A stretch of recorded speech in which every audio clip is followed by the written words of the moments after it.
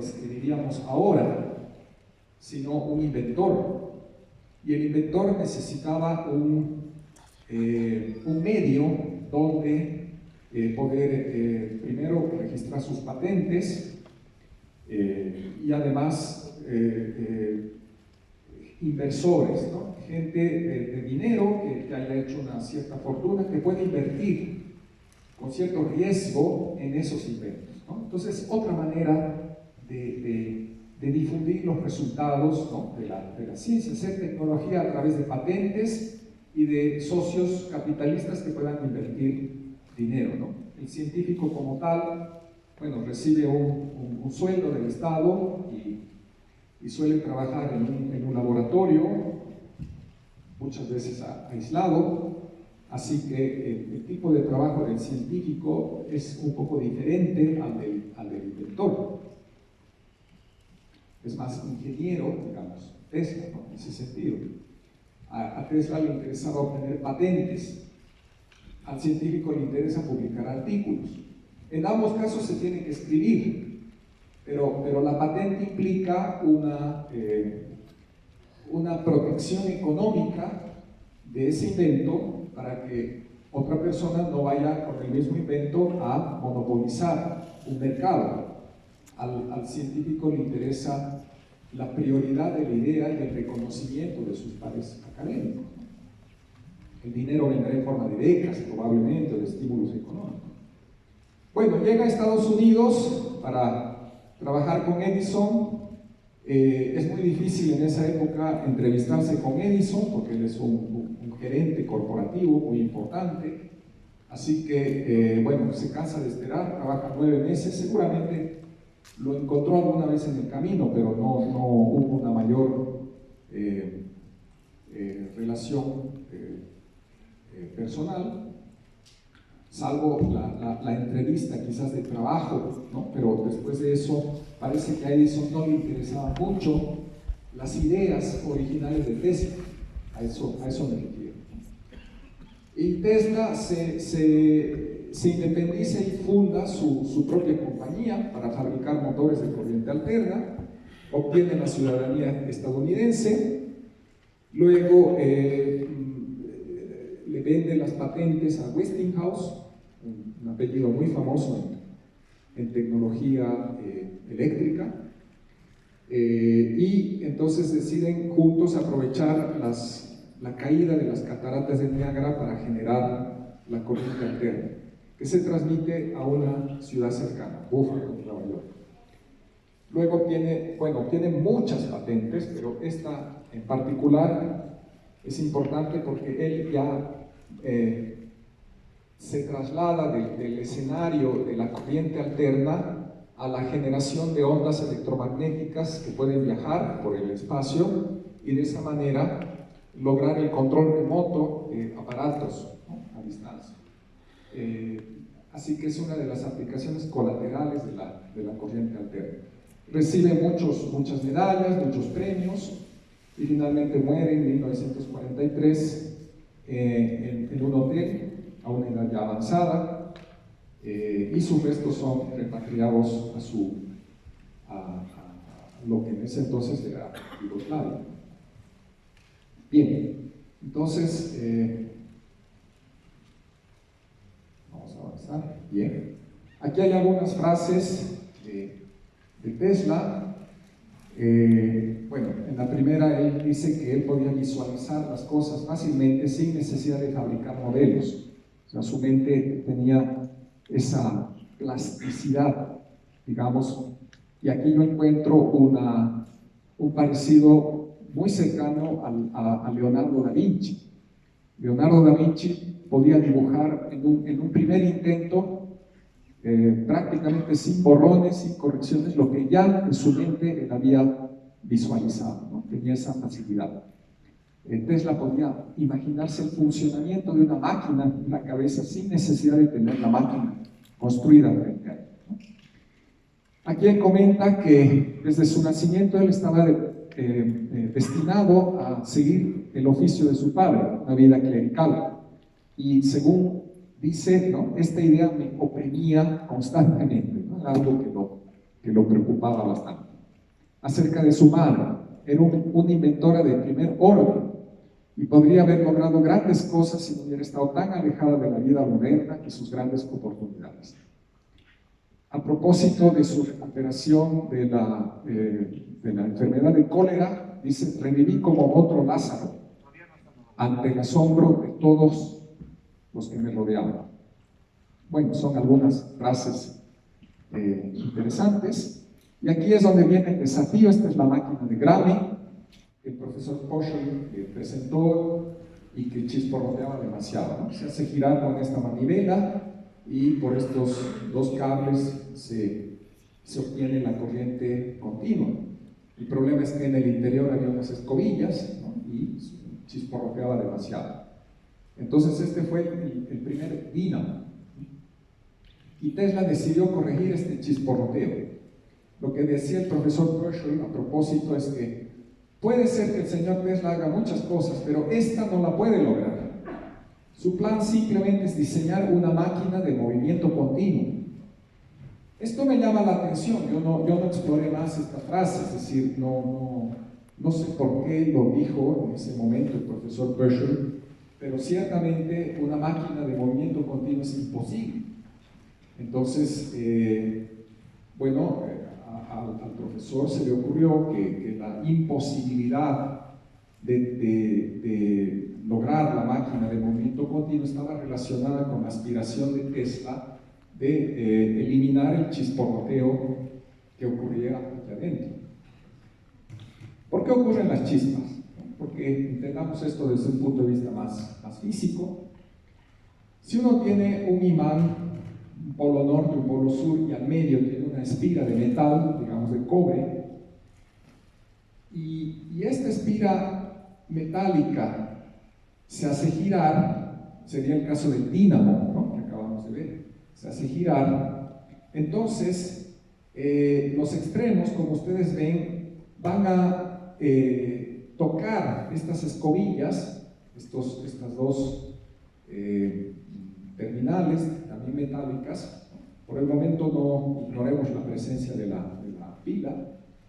Entonces, cuando uno haga girar esta manivela, el campo magnético que atraviesa el plano de la espira, hay una cantidad llamada flujo magnético, que es el producto del campo magnético por el área. Cuando ese flujo magnético varía, entonces en estas terminales se genera un voltaje, se llama fuerza electromotriz. Pero cuando estos terminales se separan, porque lógicamente al girar ustedes pueden ver que esta terminal, este extremo de metal luego va a tocar en este otro extremo, y este otro a su vez ahora va a tocar en este otro. Entonces, en ese momento en que se separan de la escobilla, ahí aparece la chispa, y eso es inevitable en este tipo de diseño. Ahora, este dibujo que se presenta aquí es lo contrario. Lo contrario de un dínamo, que era la máquina de Grammy, que ya mostré anteriormente, es un motor. En este caso funciona al revés, pero el funcionamiento es perfectamente reversible. Se aplica una diferencia de potencial, la corriente eléctrica fluye en un solo sentido, así, y al fluir en un solo sentido, la misma espira se comporta como un imán inducido, y se aplica lo que se llama regla de la mano derecha.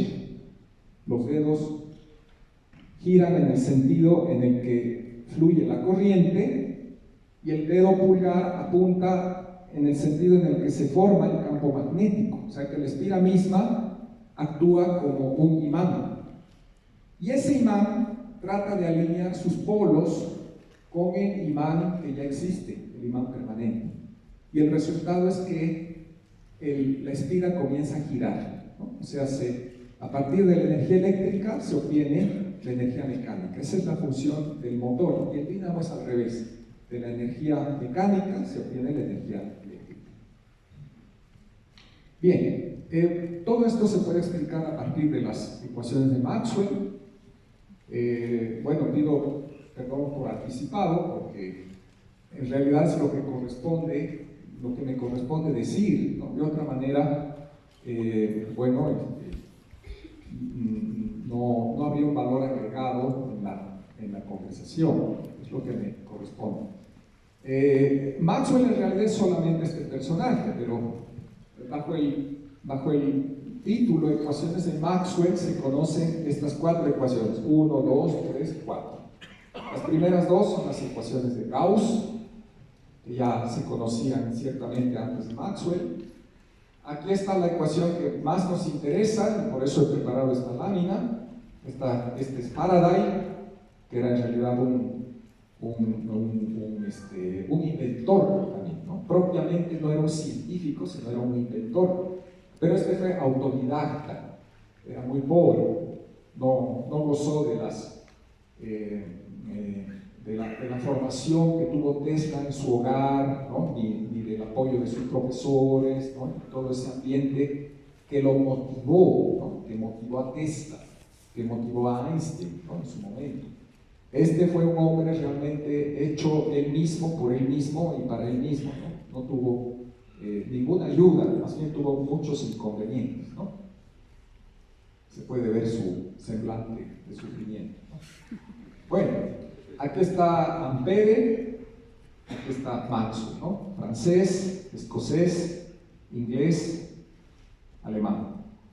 Entonces, bueno, esta es una de las ecuaciones más importantes que nos va a servir luego, porque a partir de esta ecuación, en realidad de estas dos, la ecuación de Faraday y de la Ampere-Maxwell, que es esta de aquí, es por lo que se puede matemáticamente predecir la existencia de ondas electromagnéticas, y no solo predecir la existencia de esas ondas, sino además calcular su velocidad. Y esa velocidad en el vacío es la velocidad de la luz. Así que no sería extraño, pues, que la luz misma sea una onda electromagnética. Y con eso acaban siglos en los que la luz fue estudiada desde 2 puntos de vista diferentes, pero complementarios: la ciencia de los espejos, la catóptrica, y la ciencia de las lentes, la dióptrica. Eran 2 ciencias diferentes. Todo eso se unificó cuando finalmente estas 2 ecuaciones pudieron ser resueltas simultáneamente. Ahorita aparecen símbolos que uno encuentra en las ruinas mayas, ¿no? Aparentemente no, pero tienen un significado muy profundo, y esto es parte de lo que uno estudia en la carrera de física. Entonces, en esta ecuación encontramos la esencia del chisporroteo. Esta misma ecuación se puede transformar en un equivalente, lo que pasa es que está escrita en forma complicada. Esto se llama una ecuación diferencial, y cuando se integra, entonces uno puede encontrar del lado izquierdo la llamada fuerza electromotriz, y del lado derecho la variación del flujo magnético a través del área de la espiga.